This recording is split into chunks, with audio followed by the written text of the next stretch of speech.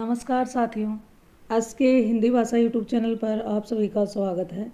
आज की इस वीडियो में हम सामान्य हिंदी से यानी कॉमन प्रश्न लेकर के आए हैं, जो किसी भी कॉम्पिटिटिव एग्ज़ाम के लिए बहुत ही इम्पोर्टेंट वीडियो रहने वाली है। वीडियो में शुरू से एंड तक बने रहिएगा, ज़्यादा लंबी वीडियो नहीं है।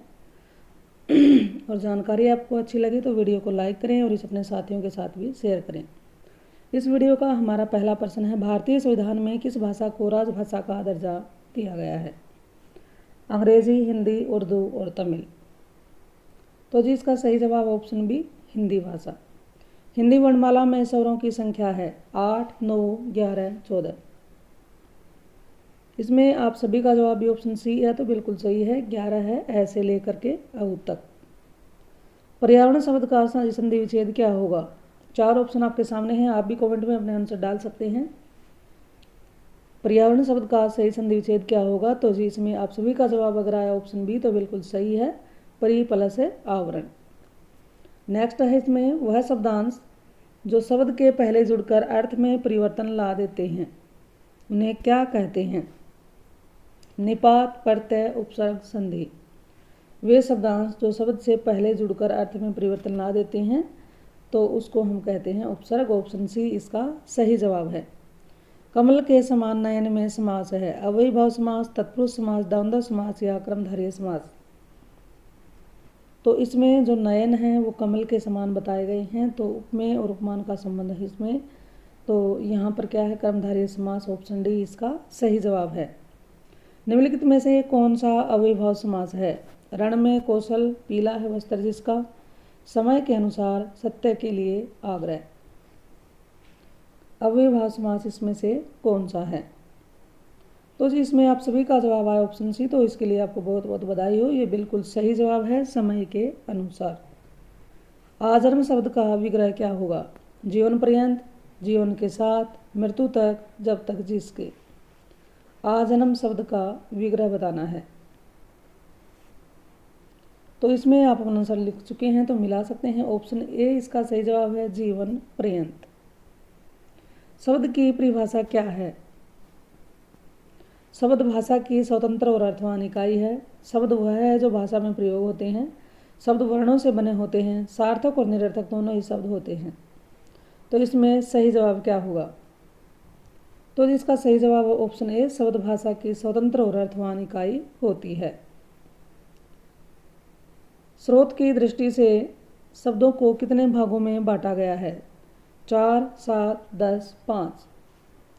स्रोत की दृष्टि से शब्दों को कितने भागों में बांटा गया है? तो इसको बांटा गया है 4 भागों में। अब वो 4 भाग कौन कौन से हैं? तत्सम शब्द है, तद्भव शब्द है, देशज है और आगत है। जो शब्द संस्कृत भाषा से हिंदी भाषा में ज्यों के त्यों आ गए हैं, उन्हें क्या कहेंगे? तद्भव, तत्सम, देशज, विदेशी। तो ज्यों के त्यों जो शब्द संस्कृत भाषा से हिंदी में आए हैं, तो उनको हम क्या कहते हैं? तत्सम शब्द है इसका सही जवाब। निम्नलिखित में से एक तत्सम शब्द छांटकर बताना है। अनजान, सच, पत्ता, घोटक।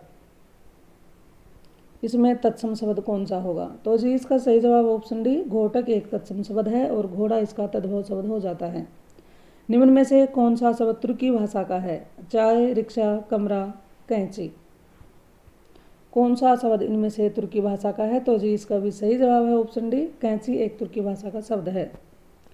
विकारी शब्द होते हैं, कौन से होंगे? ऑप्शन के अनुसार बताना है। विकारी शब्द संज्ञा, सर्वनाम, विशेषण, क्रिया। संज्ञा, सर्वनाम, विशेषण, क्रिया, क्रिया विशेषण या क्रिया विशेषण। तो इसमें इसका सही जवाब ऑप्शन ए, संज्ञा, सर्वनाम, विशेषण और क्रिया ये सभी विकारी शब्द होते हैं, क्योंकि ये जब वाक्य में प्रयोग में किए जाते हैं तो लिंग, वचन और काल कारक के अनुसार बदल जाते हैं, इसलिए इनका नाम रखा गया है विकारी शब्द। संज्ञा के कितने भेद होते हैं? 3, 4, 5, 8। संज्ञा के कितने भेद होते हैं? तो जिसका सही जवाब है, संज्ञा के 3 भेद होते हैं, व्यक्तिवाचक, जातिवाचक और भाववाचक।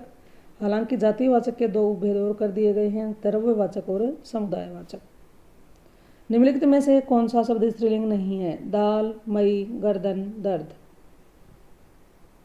तो इस समय आप सभी का जवाब आना चाहिए ऑप्शन डी, तो बिल्कुल सही है। दर्द एक स्त्रीलिंग शब्द नहीं, पुल्लिंग शब्द है। हिंदी में वचन के कितने भेद होते हैं? 2, 3, 4, 5। हिंदी में वचन कितने होते हैं? तो इसका सही जवाब है हिंदी में दो ही वचन होते हैं, एक वचन और बहुवचन। निम्नलिखित में से कौन सी भाववाचक संज्ञा है? भारत, लड़का, कायर, मित्रता। तो जी इसका सही जवाब है मित्रता। एक क्या है? भाववाचक संज्ञा है, जो मित्र जो संज्ञा है शब्द है उससे बनी है। देश को हानि जयचंदों से होती है रेखांकित में संज्ञा है। जातिवाचक है, व्यक्तिवाचक है, भाववाचक है या द्रव्यवाचक है? बहुत ही इम्पोर्टेंट प्रश्न है, आप भी इसको ध्यान से करने की कोशिश करिए। अगर आपने आंसर इसका लिख लिया है तो आप इसको मिला सकते हैं। इसका सही जवाब है ये जातिवाचक है।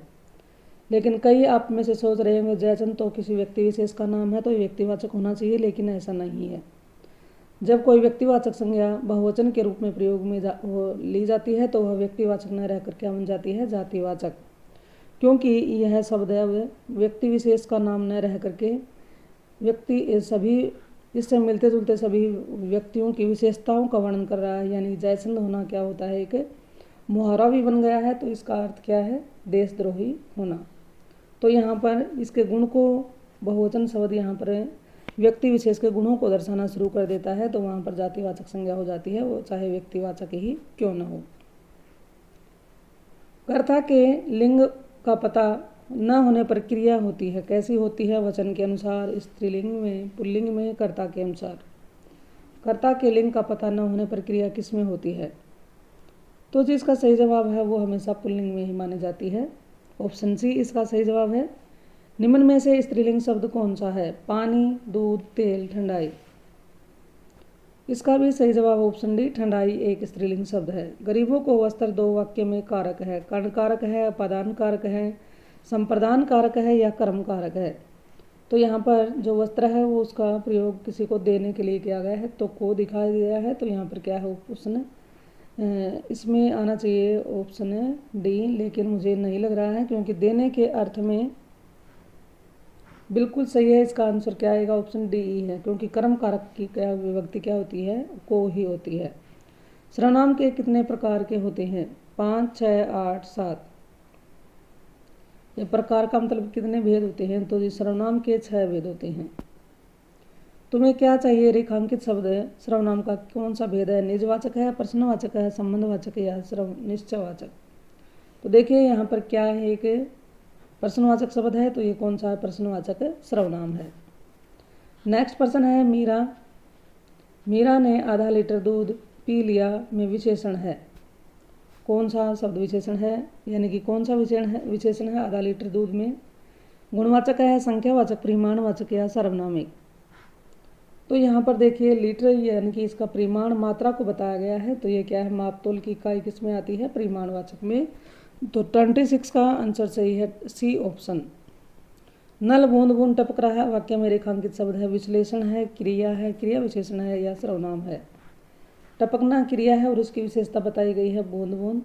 जहाँ पर क्रिया की विशेषता बताई जाती है तो जी वहाँ पर होता है ऑप्शन सी, क्रिया विशेषण। सुमित सो रहा है वाक्य में क्रिया का भेद है, कौन सा भेद है? अकर्मक क्रिया है, सहकर्मक है, प्रेरणार्थक है या द्विक्रमक है? तो देखिए सुमित यहाँ पर कोई काम नहीं कर रहा है, तो ये कौन सी क्रिया है? अकर्मक क्रिया है। इसका सही जवाब ऑप्शन ए। कर्तृवाचक में क्रिया का संबंध होता है क्रम से, भाव से, कर्ता से या किसी से नहीं। तो कर्तृवाचक में हमेशा कर्ता का संबंध, हमेशा जो क्रिया का संबंध है वो कर्ता के साथ होता है। ऑप्शन सी इसका सही जवाब है। निम्नलिखित में से कौन सी क्रिया द्विक्रमक नहीं है? राम ने मोहन को पैसा दिया, सेठ मुनीम को वेतन देता है, माँ नौकर से भोजन बनवाती है, पिता ने पुत्र को पुस्तक दी। अब ये आपको बताना है कि किसमें द्विक्रमक यानी कि दो क्रम नहीं आए हैं, वो क्रिया वो वाक्य कौन सा है? तो जी इसका सही जवाब है माँ ने नौकर से भोजन बनवाती है, माँ नौकर से भोजन बनवाती है। मुझसे यह काम नहीं हो सकता वाच्य कौन सा है? कर्मवाच्य है, भाववाचक, कर्तृवाच्य या कोई नहीं? तो इसका आप सभी का जवाब आया ऑप्शन ए, तो ये बिल्कुल सही है। ये क्या है? कर्मवाच्य है। मुझसे हंसा नहीं जाता वाच्य कौन सा है? कर्तृवाच्य है, कर्मवाच्य है या भाववाच्य? तो जिसका सही जवाब है इसमें क्या है? क्रिया है, इसमें प्रधान है, क्रिया के भाव है, तो ये क्या है? ऑप्शन सी भाववाच्य है। निम्न में से कौन सा वाक्य कर्मवाच्य का नहीं है? ममता के द्वारा पुस्तक पढ़ी गई, पक्षी आकाश में उड़ते हैं, सिपाही द्वारा चोर पकड़ा गया, गाय से दूध लिया जाता है। यानी कि किस वाक्य में क्रमवाच्य नहीं है। तो जी इसका सही जवाब है ऑप्शन बी, पक्षी आकाश में उड़ रहे हैं। इस वाक्य में कोई भी क्रम नहीं है, ये क्या है, क्रमवाच्य नहीं है। इसका सही जवाब है ऑप्शन बी। वाच्य कितने प्रकार के होते हैं? 3, 4, 5, 8। वाच्य कितने प्रकार के होते हैं? इसका सही जवाब है वाच्य 3 प्रकार के होते हैं, कर्तृवाच्य, क्रमवाच्य और भाववाच्य। अव्यय के कितने भेद होते हैं? 5, 4, 3, 2। तो जिसका सही जवाब है अव्यय के 4 भेद मुख्य माने गए हैं, लेकिन एक और इसमें जोड़ दिया गया है जिसका नाम है निपात या अवधारक भी इसको हम कहते हैं, निपात या अवधारक। लेकिन मुख्य कौन से हैं? 4। क्रिया विशेषण अव्यय है, संबंध बोधक अव्यय है, समुच्चय बोधक अव्यय है और विस्मयादि बोधक अव्यय है। निम्न वाक्य किस अव्यय से पूरा होगा? तो जी ये आप अपने कमेंट में डालकर जरूर बताइएगा कि इस खाली स्थान के अंदर क्या आएगा। आज धन कोई नहीं पूछता, के बिना सात तक को कहाँ। इस तरह से आज इस वीडियो में हमने बड़े ही महत्वपूर्ण प्रश्नों पर चर्चा की है। ये जानकारी आपको कैसी लगी और इस वीडियो को आप कहाँ से देख पा रहे हैं, कमेंट में डालकर ज़रूर बताइएगा। और जानकारी आपको अच्छी लगी हो तो इसे अपने साथियों के साथ शेयर ज़रूर करना। चैनल पर आप पहली बार आए हैं तो इस चैनल को सब्सक्राइब कर लेना। इस चैनल पर आने के लिए जी आपका बहुत बहुत धन्यवाद। फिर मिलते हैं एक और नई वीडियो नई जानकारी के साथ। तब तक के लिए आप अपना ख्याल रखिए, पढ़ते रहिए, आगे बढ़ते रहिए।